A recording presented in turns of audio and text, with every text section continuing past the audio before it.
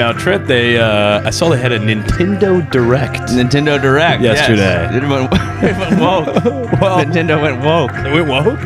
That's what people online were saying. Why, losers online. Why were they saying it? Incels. So Nintendo Direct is they announce the new things that are coming to Nintendo in the fall. They do it a few times a year. Yes. And we're all adults here, but we like to keep up with what's going on in the Nintendo world. Apparently, there's a Switch 2. What did they make? The Switch 2's coming out. Yes. So they went woke. So what? How did they go woke? Is Mario trans now? Like, what is Donkey Kong?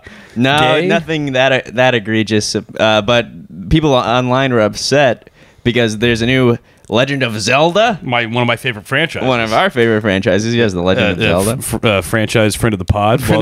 Yes. Zelda, friend of the show. Welcome anytime. Same with Link. For that yeah, same with Link. Well, Link... No more. Gone. You can play... It's Zelda. Zelda is saving Link now. Yep, Zelda's saving Link now. And people are upset by that. That's insane.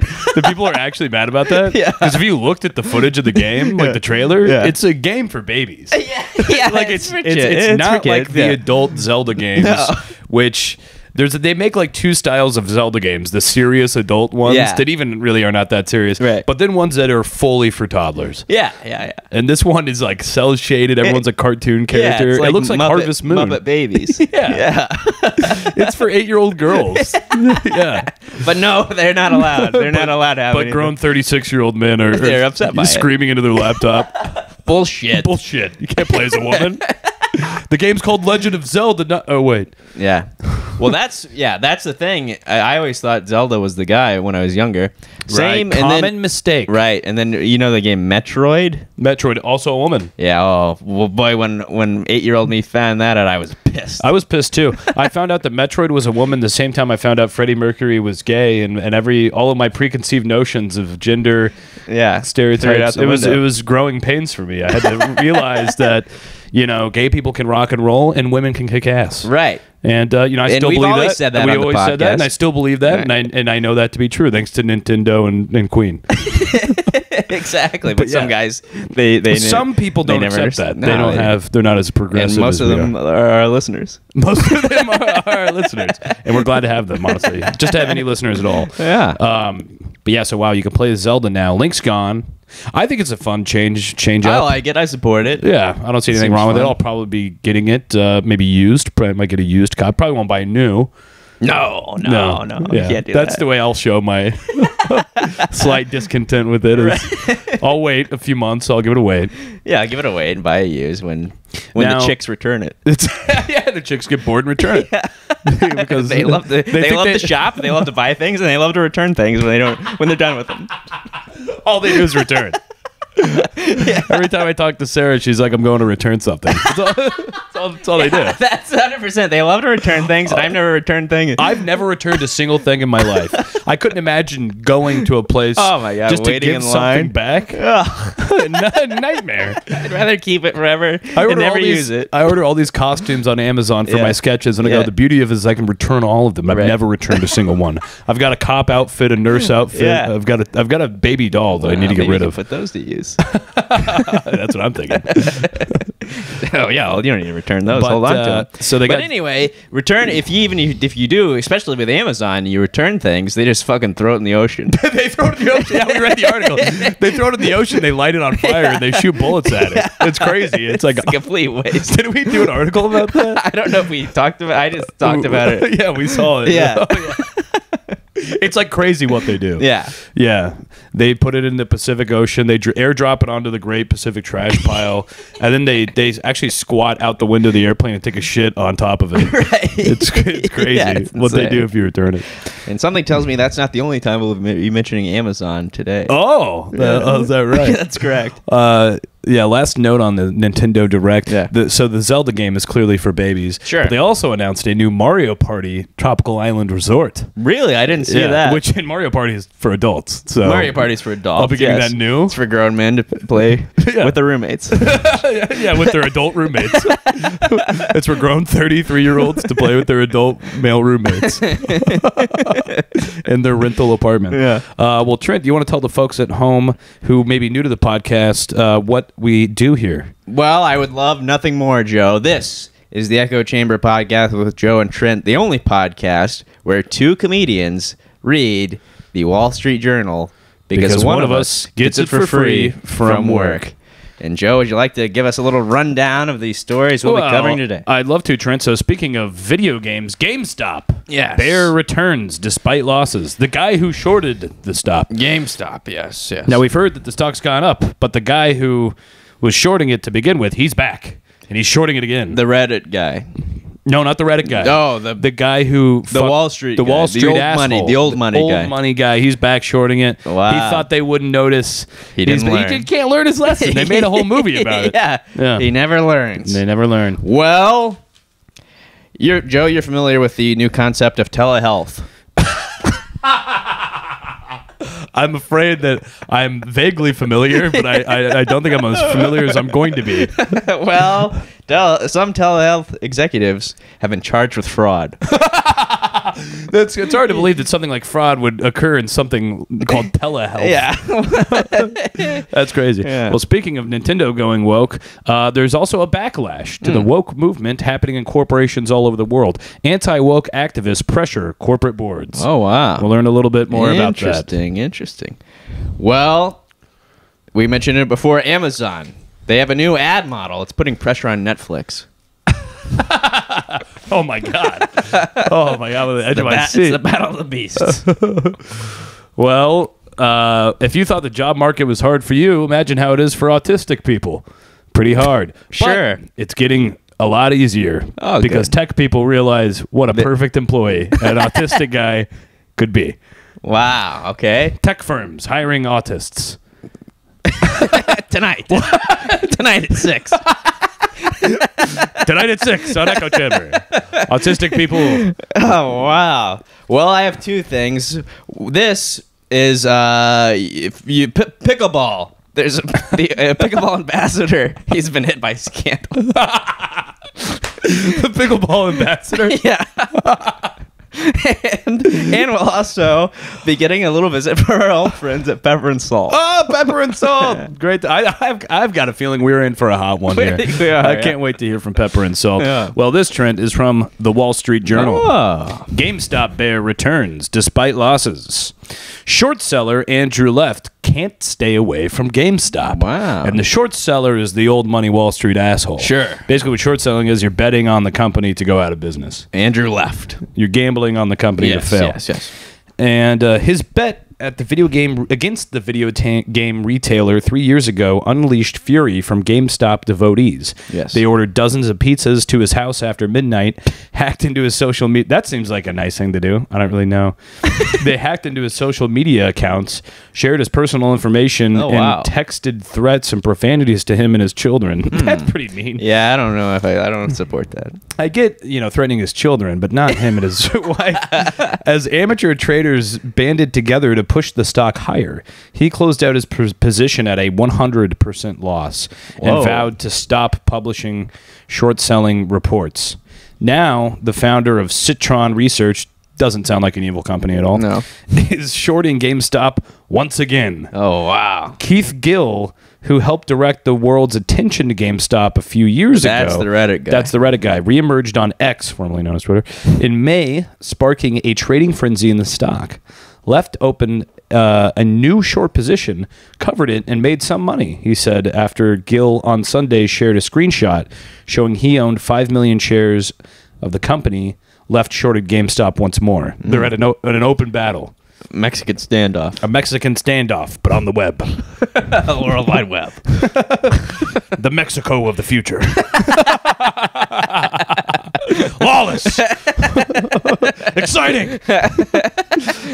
Left, the internet is the Mexico of the future. Left believes the current GameStop craze is in many ways more confounding than the previous one. GameStop is much more expensive than it was when it began soaring 3 years ago. Yes. But at least back then, he said, there was hope the business could turn around.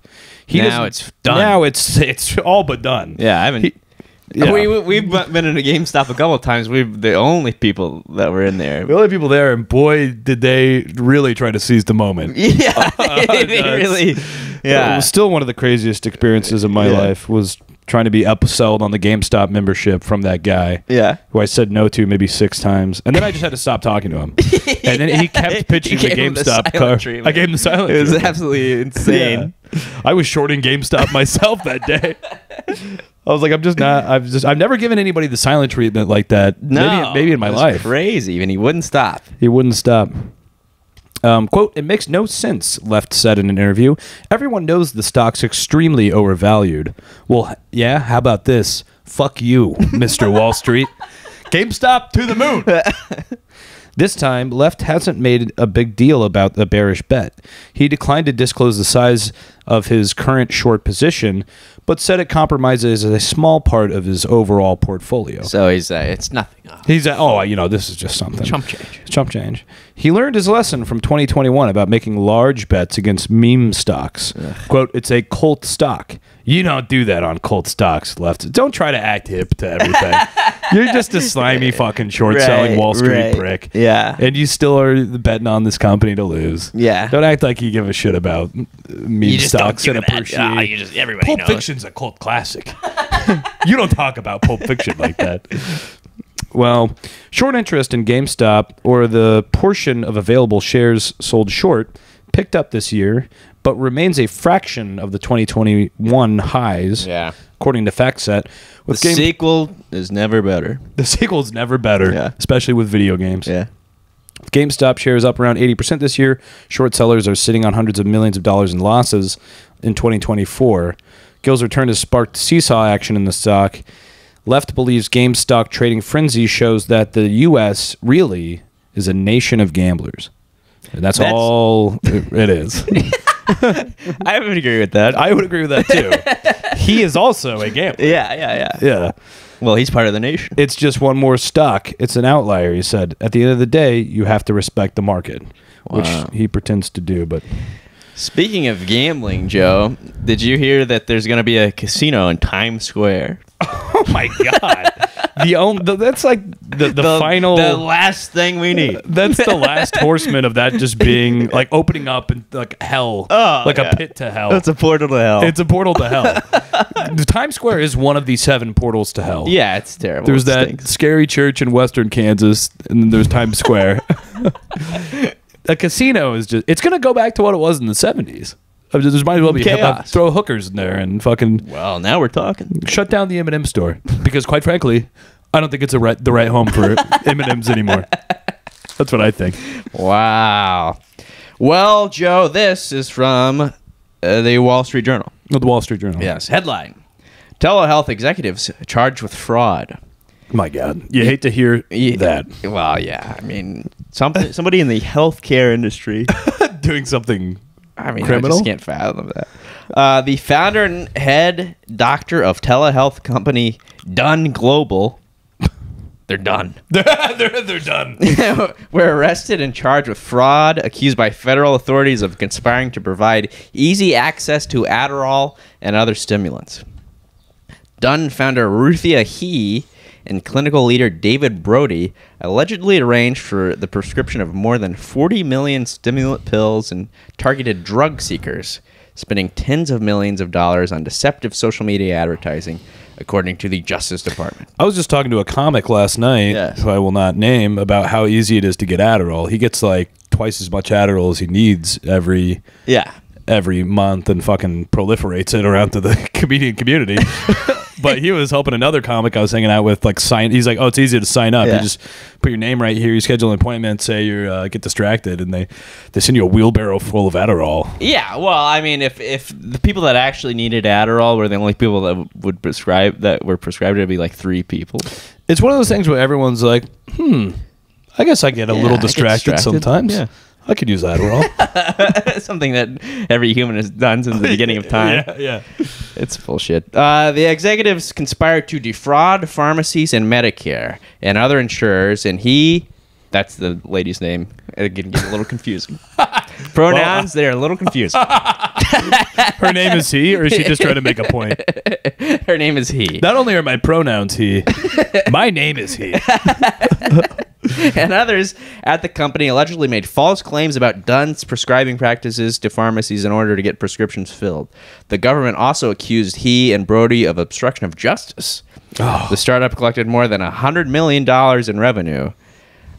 Quote, these defendants exploited the COVID-19 pandemic to develop and carry out a $100 million scheme to defraud taxpayers and provide easy access to Adderall and other stimulants for no legitimate medical purpose, Attorney General Merrick Garland said. What about the fact that these young kids need something to make them clean their own rooms? And they can't do that without Adderall. Yeah.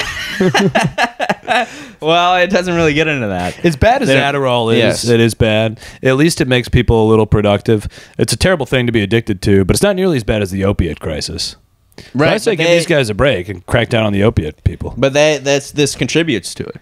We'll get into it in a second. Oh, boy. Oh, no. So, in a brief appearance in federal court Thursday in San Francisco, Brody pleaded not guilty. Addressed as Mr. Brody by the judge, he interrupted and said, quote, Dr. Brody, please. Dr. Brody. And then he's over there, Mrs. He. But can you imagine being such a prick that the doctor, you correct the judge? Yeah. Aren't you trying to get in his favor? Right. I don't understand these people who are on trial and then treat the judge like a dick. Yeah. This guy's going to decide if you go to jail or not. Yeah. Please call me Dr. Brody. I'd be up there sucking his cock. Yeah, I'd offer him I would bribe him or something. Yeah. Quote, Dr. Brody worked to promote access to medical treatment for those with ADHD in the face of both widespread stigma and unprecedented challenges of a global pandemic, Brody's lawyer said. By the way, having ADHD, there's no stigma. Literally everyone I talk to, I have ADHD. Yeah, I would have known it. Because what we're not seeing is just them in the room accomplishing nothing all day. Right. But when they go, they're not like tweaking. Like there's normal people. Yeah. There's no stigma. There's no stigma. And then they blame everything on the pandemic, of course. If convicted, he and Brody each face years. It was made in a lab. They proved it. He and Brody each face years in prison. The charging documents allege he and Brody structured the Dunn platform to facilitate easy access to Adderall. We already talked about this. At one point, he wrote, the structure the company used to pay clinicians was put in place to, quote, disencourage follow-up medical care. The company refused to pay prescribers for medical visits or time spent caring for patients and paid them based on the number of users who received prescriptions, according to the documents. So they're just write this and then we'll pay you. Don't do any follow up. No, don't call us. Don't see what's going on. Yeah. I feel like I would be so afraid to do anything like this, some scheme or fraud scheme to make money, and because my biggest fear is going to prison and getting ass raped into oblivion. I mean, do these people have no fear of getting ass raped into oblivion in prison? Yeah, you're going to turn a little bit more profits next quarter. Right. But at what cost? Right. Your own precious asshole. You can't put a price on fucking big man Sam and yourself fucking shoving your face in the pavement. Well, most people have no forethought. They don't think about things like that. They just see. If they're on Adderall, they could they would get high on their own supply. One patient died after a Dunn clinician prescribed him Adderall. The patient, Harlan Band, had a history of opioid addiction, which was evident from a prescription drug monitoring database. Band's clinician said the database showed, quote, no red flags. Band's mother said the Adderall prescription caused the relapse that ended with his death. Dunn declined to comment about Band in 2022, citing patient privacy. Since the onset of the pandemic, the federal government has paused enforcement of a 2008 law that requires patients to see their clinicians in person before receiving a controlled substance prescription. That opened up a regulatory pathway for telehealth startups such as Dun and Cerebral to prescribe the drugs. Cerebral stopped prescribing controlled substances in May 2022, shortly after the Journal reported how some clinicians there felt pressured to prescribe them. Wow. So they made a law in 2008 because this was a problem before. Right. And then you got to go in. And then the Wuhan virus came about. They go, no one can go in. No one can go in. Fuck it. You don't have to see anybody. Well, give them whatever the hell they want. It's a hard time. Everybody's stimulus check. What do you want? Opiates? Yeah, opiates. You're good. You got it. You want it. Say no more. And also, how about HelloFresh? Groceries right to your door. A little Adderall and opiates on the side, huh? Puzzle sales went through the roof. Puzzle sales. Puzzle sales and Adderall. Puzzle sales and Adderall. Never a better time to get in. Probably the last time in the world that anybody needed Adderall was laid off, locked in your apartment in the pandemic. Yeah. Who wants to be overstimulated inside of their apartment? I get it if you got to have a big day and you got a lot of things to do. I had to focus on The Sopranos. I got my Sopranos rewatch. I keep spacing out during his therapy appointments. Well, you know what? You break the law, you pay your time. Well, break the law, you get ass raped. That's that's the trade-off. You get ass raped. You know who's trying not to get ass raped? Every corporation that went woke, they're trying to go unwoke. Oh, Bud Light. Bud Light, we'll talk about it. This is from the Wall Street Journal. Anti-woke activists. You thought you knew. Take everything you knew about activists, throw that out the window. There's a new activist in town. And they want to go back to 1956. Wow. Pressure corporate boards. A new kind of shareholder activism is rattling companies, anti-woke agitators. Shareholders at dozens of big companies, from GE Aerospace to UPS, are voting on proposals opposing environmental and social initiatives this year.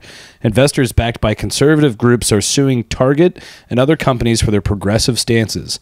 And companies are muting their focus on diversity, equity, and inclusion initiatives. DEI. What does DEI stand for? You just said it. Oh, okay. I'm an idiot. Because the next line is, as DEI programs come under legal and political threat. DEI. Wow. I need Adderall. The activists framed the push as getting politics out of business and suggest getting used to it. So get used to it. Quote, we who would prefer corporate behavior without partisan influence have really started to get into the game after years of quintessence. I don't know what that means. I can't say it. Said Scott You can't say it, and I don't know what it means. All right, we're out. We're out on that word. Fuck it. Scott Shepard, General Counsel, the National Center for Public Policy Research, or NCPPR, a conservative think tank. Get politics. Yeah, a conservative think tank that has proposed dozens of shareholder measures questioning corporate initiatives on climate, diversity, and other subjects. Wow. But what's crazy about this is, like, they don't care. Like, Jon Stewart's said this perfectly on a recent Daily Show clip. Sure, it's like they only value these people have as shareholder value. Like, they don't care about gay or non-gay or fucking any of that shit. Right. It's just whoever's putting the most pressure on them, they go, you are right. Yeah, sure. And it shouldn't be. We shouldn't have pride. Right. Yeah. Well, the shareholder... It's like me when I'm in a group of people. Yeah. I'll disagree with whatever they... yeah. 100%. Yeah. I agree with whatever they think. I'll go, yeah, I mean, this is a great point, honestly. Yeah. The shareholder... I never thought of it like that. And they go, wow, Trent's pretty cool. We should invite him back to stuff. And you go, man, I'm really invited to a lot of these things. I have to go march now. The shareholder proposals are part of a wider conservative activist effort directed at companies in recent years that in some cases have hurt sales by putting firms in the crosshairs of heated cultural and political debates. Yes. Bud Light lost its spot as the top-selling beer in the U.S. They fucked up. They fucked up beyond all belief. It's crazy. You know, they were dethroned from that. I mean, a 25% market loss. That's insane. It's crazy.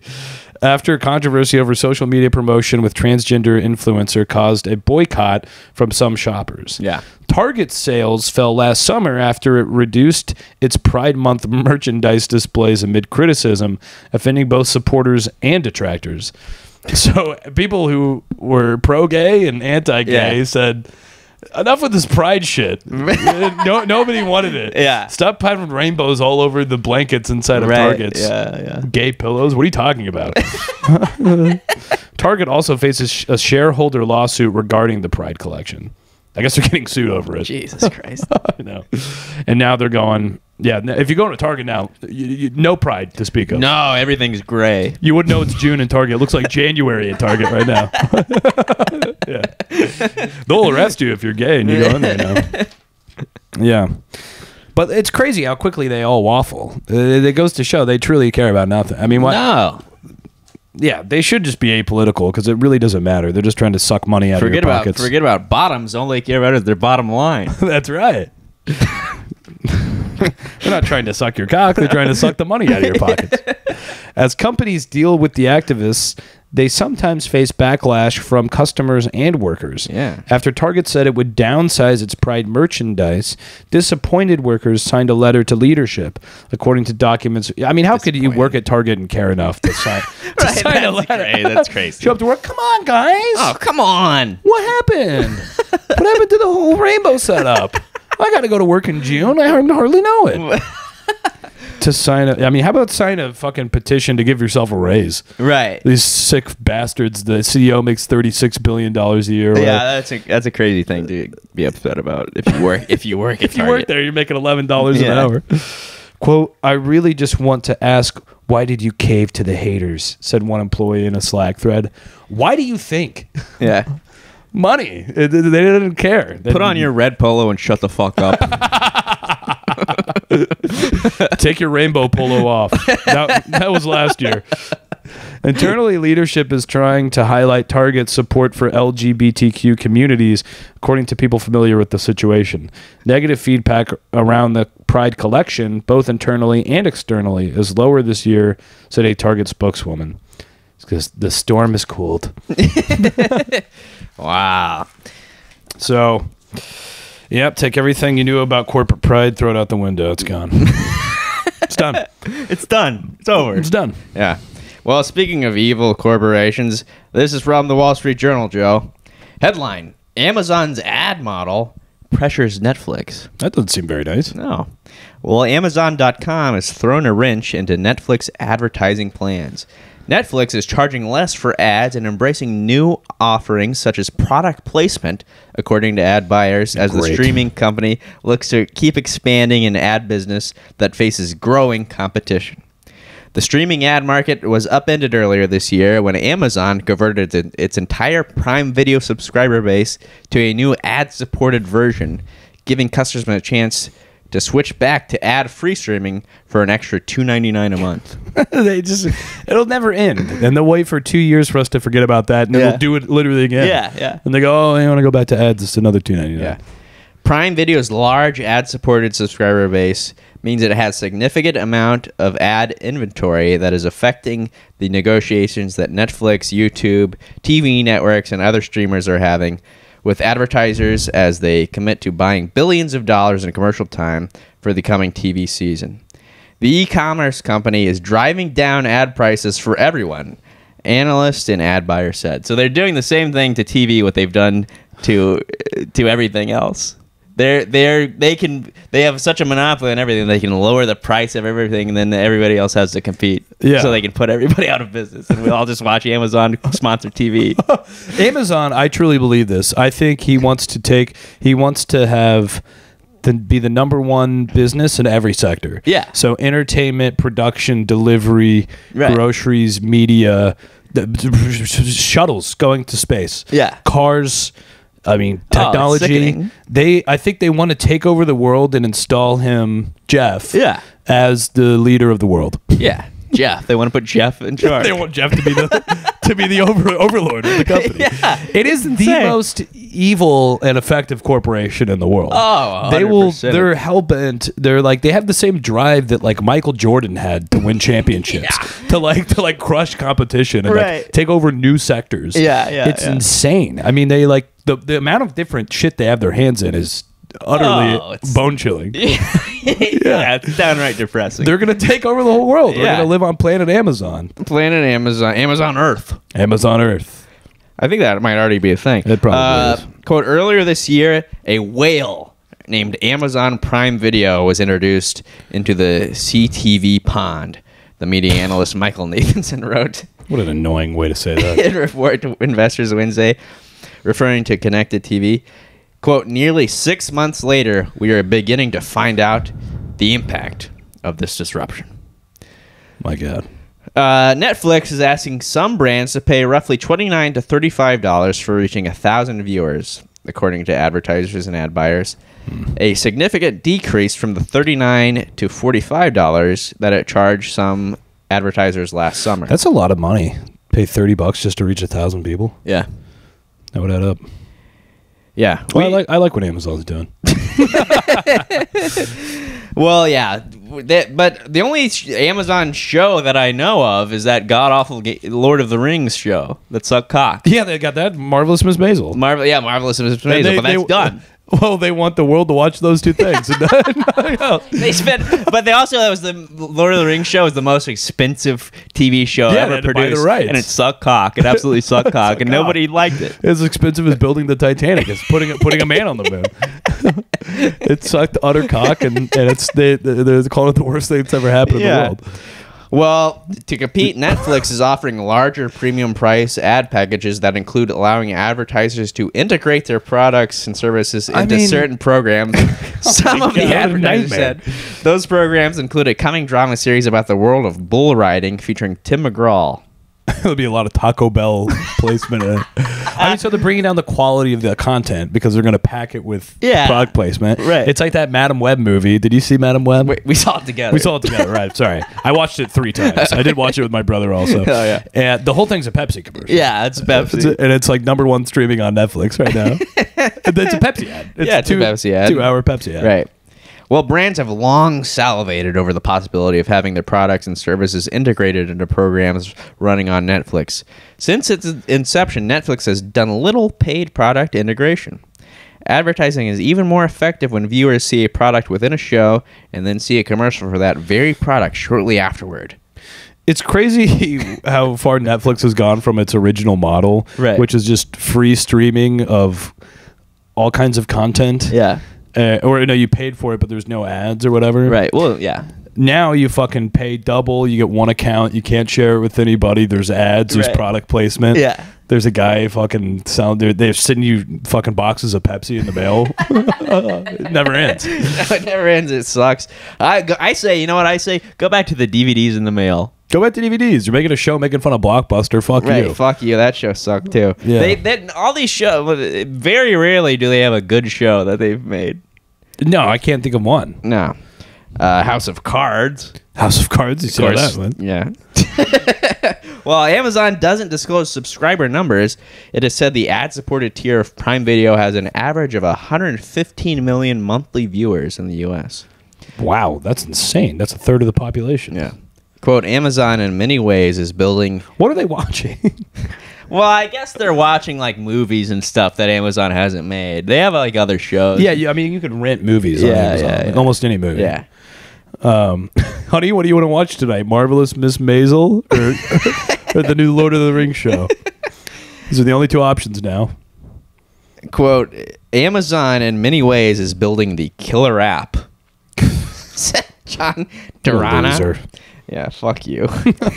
Prick. Scumbag. It has premium content, live sports, immense scale, and advertisers can target ads to their customers and can often see if a viewer bought the product on the platform. Yeah. So they can see there's an ad for Pepsi in the new Lord of the Rings show. Yeah. and then they can see from your account if you ordered Pepsi. It's so invasive. It's so terribly invasive. Also, it's always a great sign when somebody describes an app the same way you would describe like a Tyrannosaurus Rex. It's a killer. It's ruthless. It's a killer. It's a cold-blooded. It'll rip your jugular out. Yeah, just what I need. Well, that's what I want. Another fucking app. I want another app, and I want somebody to know when I've ordered a Pepsi, and I want them to knock on my door and find me and ask me how I like my Pepsi experience. Well, it's hard enough for us watching TV. Yeah. But things are a little bit harder for the autistic community, but they're getting easier. Oh, good. Yeah. This is from the Wall Street Journal. I support that, and I think everybody does. Yeah. Jobs grow for autistic employees beyond tech firms. More companies are tapping a reservoir of talent the tech industry has used to develop better artificial intelligence, cybersecurity, and other products. Yeah. The autistic. Microsoft, SAP, Salesforce, it's a real article, and other tech giants have long had programs to recruit and retain employees whose brains process information in ways that are not typical. Yeah. Now banks, retailers, and others are recognizing the special skills of those with autism and other types of neurodivergence. The disproportionate number of people with neurodivergence in tech has been known for years. Elon Musk has publicly said that he has Asperger's syndrome. Yeah. Yeah, he didn't need to say that. I think we all knew. Sam Bankman-Fried has requested access. Great guy. Access to his ADHD medicine in prison. Well, maybe you should talk to Dun Global. Yeah, talk to Dun Global. Specialists said some autistic workers have the ability to work long hours on repetitive tasks such as sweatshop. Yeah, I know. More. Get the autist faster. In here. Mortar. Yeah. This is a job for an autist. We're going to work until midnight. Oh, my God. Going through AI photos that didn't work correctly. Labeling photos and videos for computer vision systems and train AI. Wow. Yeah. It's like Rain Man. You ever see Rain Man? No. I've never seen Rain Man. Well, Dustin Hoffman plays an autistic guy. Oh, He's great at math. Tom Cruise drops a bunch of they're at a restaurant, a waitress drops a bunch of toothpicks on the ground, and Rain Man, Dustin Hoffman, he goes 237. And then the box is like 240 or whatever, and she goes, "No, he's right. I used 3 earlier." I gotta watch Rain Man. It's good. It's fun. Yeah. But they're great at math, and it took. You'd think they would have figured that out in the '90s when Rain Man came out, get them in the banks. Yeah, you think but they would have known? Not. Well, tech has been on it for a while, but now everyone else is catching on. Others have a knack for pattern recognition that makes them good at identifying gaps in cybersecurity or spotting tiny errors in realms of code. Sure, they can also be creative and hyper-focused. News to me. Yeah. Without Adderall. Oh. You're either on Adderall or live long enough to see yourself be autistic. Jonathan Moore, a 26-year-old, studied computer science in college, but struggled to land a job for years. He said he's strong at programming, but couldn't do the usual part-time jobs or internships during school because of the stress of interacting with too many people. Yeah, sure. Yeah, he eventually landed a job as a software engineer at Deutsche Bank because it allowed him to do his interview online and offered the flexibility to work from home. Quote, "It's just a lot less pressure." Sure.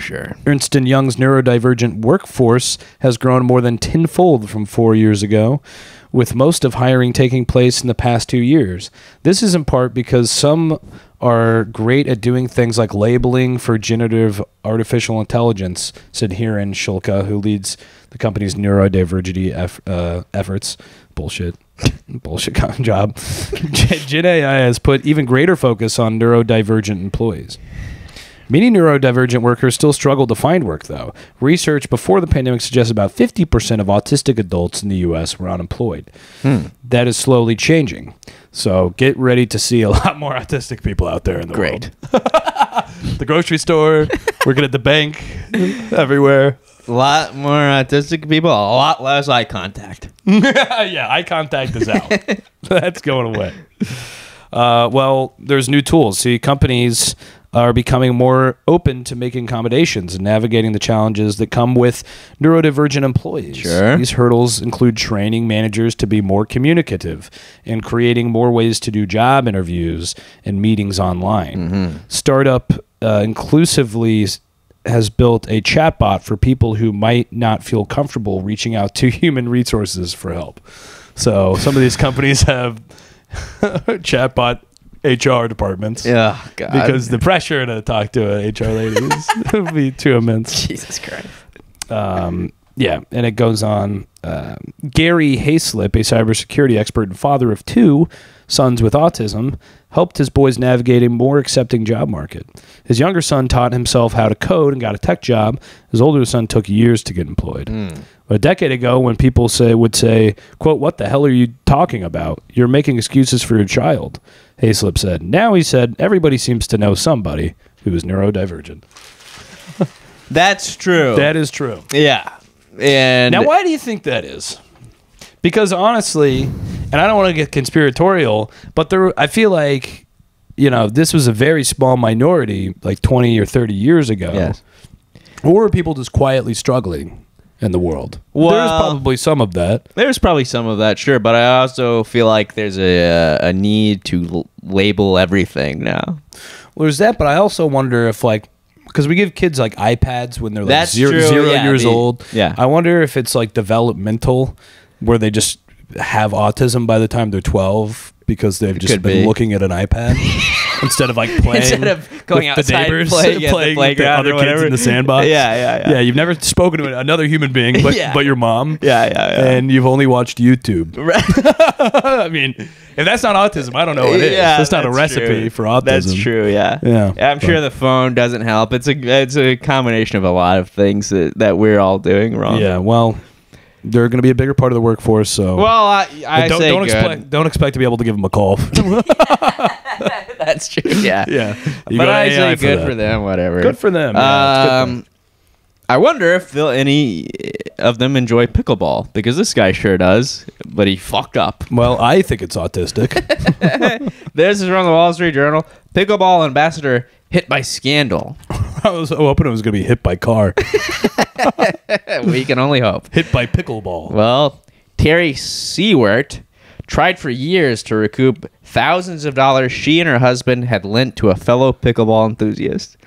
Then at a tournament in Florida this past December, she had a terrible thought. What if they weren't alone? My God. The couple would eventually uncover a scandal that has ensnared hundreds of people and tarnished the name of a man Pickleball News dubbed the burgeoning sport's ultimate ambassador. Give me a break. Well, Joe, Pickleball News. You call him the ultimate ambassador. Our king. His name, Rodney Rocket Grubbs. 68. Is Rocket a nickname? Nickname, yeah. Oh, he's like an old pickleball guy. Yeah, well, he's Rodney Rocket Grubbs, 68, of Brookville, Indiana. Yeah. We hear a lot of stories about things happening for people in Indiana. We do, yeah. Grubbs was well known and well liked in Brookville, a town northwest of Cincinnati, where he coached tennis and opened a pickleball shop. He traveled to dozens of tournaments a year, playing and selling merchandise through a company called Pickleball Rocks. It's so far so good. That he touted as, quote, the world's most recognized pickleball apparel brand. And what was their policy on hiring autistic people? Well, I don't know if they really hired anybody. It seems to be that he got investments from a lot of people and then never paid them back. Oh, classic. Yeah. A tale as old as time. But authorities say he was also issuing promissory notes, usually for $25,000 at 12% interest over 18 months, to people across the country, telling them they were part of a small group of investors and seldom making good. In court, Grubb said he owes a total of $47.5 million. Oh, my God. Including interest. Just by talking to people and getting small investments? The money has largely vanished. Oh, you don't say? I don't know where it went. Oh, yeah. Yeah. Grubb's creditors lament that they were vulnerable to manipulation by someone they knew and trusted. The affair has entangled the reigning senior national pickleball champion, droves of retirees, and a priest. So he fucked over a priest. Well, see, that's the thing about an old guy. Yeah. Like kind of an old-timey guy from the Midwest, old guy. You just take it on face value that they're trustworthy. Right. You forget that an old man can be a con artist. Oh, yeah. It's usually like a young, slippery, person. You go, I don't know if I can trust that guy. Right. Boy, you meet some guy named fucking Rocket, Gary, Mr. Rocket. Rocket Grubbs. From Brookville, Indiana. If I can't trust Rocket Grubbs, who can I trust? Right, yeah. He's just a harmless old pickleball champion. But you can never forget that the elderly are... No, that's how do you think they made it this far? They're con men. They're hustlers. Yeah. So Grubbs owes money to more than 500 creditors spanning more than 30 states and several countries. Oh, my God. For pickleball. He's a rambler. And other ventures. He's a rambling man. Yeah. Well, this is what kind of what we were saying. Quote, he was like Barney Fife, said Seward, 67, of White Springs, Florida. He's just this affable, bumbling kind of character, and you wanted to help him. Yeah, exactly. Well, I'm just trying to raise money for my pickleball. Right. Here you go. But also, I don't know. Maybe I'm cheap, but I wouldn't want to offer my money to a guy described as bumbling. No, not bumbling. I'm also never giving a dime to a man named Grubbs.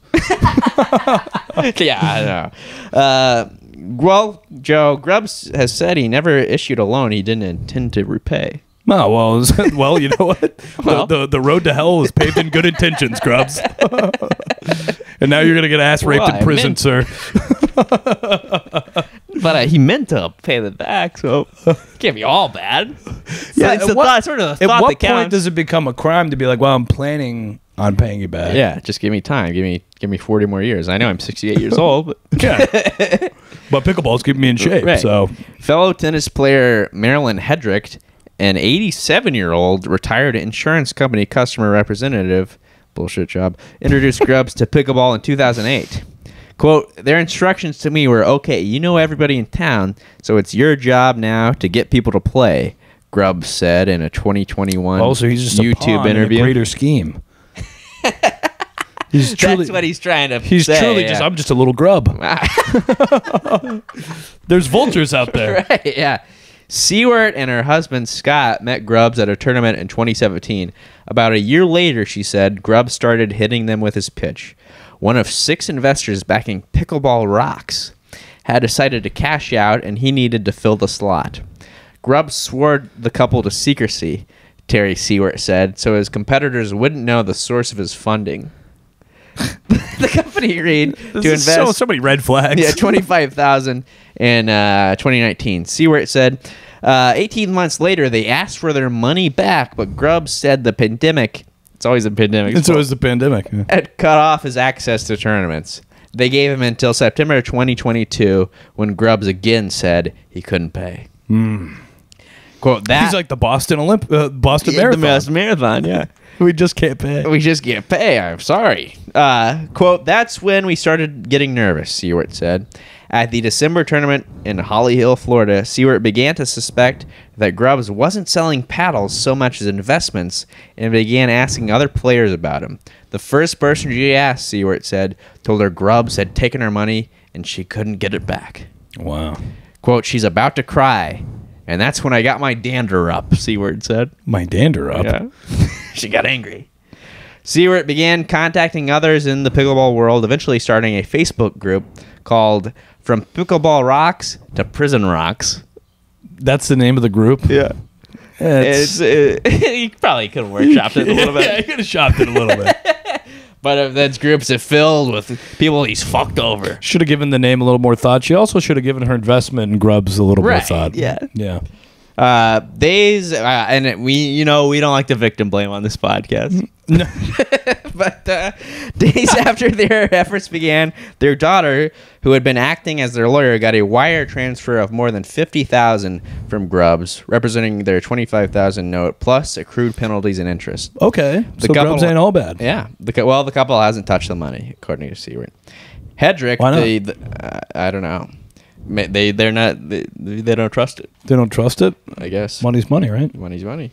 Hedrick, during a recent morning of play at Brookville Gym, was wearing a Pickleball Rocks t-shirt with the word Rocks covered up. Covered up, like taped over. Taped over. She couldn't just buy another T-shirt. Wear a different T-shirt. Yeah, that's how I make my stand. She invested $115,000 with Grubbs between November 2022 and October 2023. He paid back one $15,000 note with interest and made other payments totaling about $4,500, she said. Quote, he knew he was going down, she said, and why would he take advantage of an 87-year-old friend when he did that? He's a con man, you dumb bitch. He's a con man. Catch me if you can. Yeah. Now, I don't know if I like this guy, but the catch me if you can guy, oh, wow. You root for that guy. Or what about the young guy? Do you remember a while back, probably in the early, like 2010s, this guy? In the aughts. In the aughts, the early aughts. Back in the aughts. There's a guy, he kept like weaseling his way onto planes and like hijacking planes. Do you remember this guy? No. He would like hijack like commuter like do what with him? Just fly him around. Wow, and then he got away with it? He got away with it. They couldn't keep him. He would land in the jungle somewhere and he'd run off. Wow, what a madman. Yeah. I like guys like that. Some people you gotta just, respect they guys can't like be that. reasoned with. Right, yeah. Yeah. Well, the Catch Me If You Can guy, I don't know if it's he's cool or if it's anytime Leonardo DiCaprio plays a villain. Yeah. You just like that character. Sure, that's because true. he's so good at playing a bad guy. Right, yeah. Kind of the anti-hero. Leonardo DiCaprio can do no wrong. Not in my book. I'm sick. I don't like living in a world where we have to pretend a movie star, a handsome movie star, dating only 25-year-old models isn't the coolest thing you could ever do. Yeah, I know. Also, I remember Bill Belichick got a 24-year-old girlfriend, and people go, "Can you believe this?" And I go, "It's a win-win for both of them." All he wants is a young, nice, hot piece of ass to die to blow him to the grave. Yeah. And she gets all his money. Right. That's all she wants. Well, I mean, what's the point of trying to achieve your dreams if you can't do that? I couldn't agree more. That's my plan. Yeah. She's not 18. She's 24. Right. She's an adult woman. They're just two adults that have a lot of similar interests. Yeah, and I support it. Yeah, she was a cheerleader. I love love. She used to root on the team. He used to coach them. They love the Patriots. And they're both similar. They're both Patriots in my book. Yeah. They're both in the sporting field. And you know what? Getting rich as a 68-year-old man dating a 24-year-old is a goddamn American dream. Exactly. I'm tired of pretending it's not. I'm tired of pretending it's not, too. Well, Joe, to wrap it up, we got a little visit from our old friends. This has been a while since we've had a visit from Pepper and Salt. Pepper and Salt. The comic strip. The comic strip of the Wall Street Journal. The Wall Street Journal. The lone comic strip. Instead of Pepper and Salt, it should be called Hit or Miss. It's a lot of Miss. Miss is the big character in Pepper and Salt. So now some newspapers some newspapers have funnies. Yeah, the funnies. I love the funnies. Wall Street Journal, no funnies. No, they have a cold business section and one black and white cartoon. Yes, it's called Pepper and Salt. So let's see what Pepper and Salt have to say today. All right, so I'll show it. I'll show it to the camera. Okay. And so I'll describe it to our listeners and you. So it's a bunch of businessmen, and they seem to be holding life preservers. Okay. Would you say? Yeah. And the caption is, "What? You didn't get the memo?" So I don't know if you get it, Joe. If you can help me understand this one. No. Is the company going down? They're going underwater. Yeah, okay, so we'll put this back to the... Yeah, it's... Okay, I think maybe you can see. It's businessmen holding flotation devices. Yeah. What, you didn't get the memo? Maybe the company... Sometimes they're so not funny and bland with no context that they're actually like become like existential. Like the more I look at them, the more I'm like, whoa, this is like actually maybe the deepest cartoon I've ever. Yeah. The more I look at this, the more I want to jump off the vessel. Yeah, they're like Confucian riddles sometimes. Well, if you get done reading this, I go and stare at myself in the mirror. What does it all mean? Well, if you get the memo, let us know. Leave us a comment. See if you can decipher this. We always want to know what people think that Pepper and Salt cartoons mean, because we really The company's underwater. I don't know, but maybe that's it. I guess maybe we overthink them. I think we are overthinking. Yeah. I think they're for 70-year-old people that read the Wall Street Journal and they go, it's for company's underwater. Yeah. It's a drawing of Rocket Grubb's life. It's something that would have felt clever in like 1875. Yeah, you know? right. Where they just have cartoons of like Rockefeller stepping on like a poor guy or whatever. Yeah. Or that fucking snake, you know? Yeah. Eating its own tail. Yeah, they go, oh yeah. Yeah, that belongs in the fucking Philadelphia Herald in 1746. It's from a different time. You know, the whole paper's from a different time. Well, that has been this episode of Echo Chamber Podcast. Please like, subscribe, share, comment, all that bullshit, and we will catch you guys next week. Absolutely. As always, this is Trent Mabry signing off. And this is Joe Nunnick signing out. Bye-bye. Bye-bye.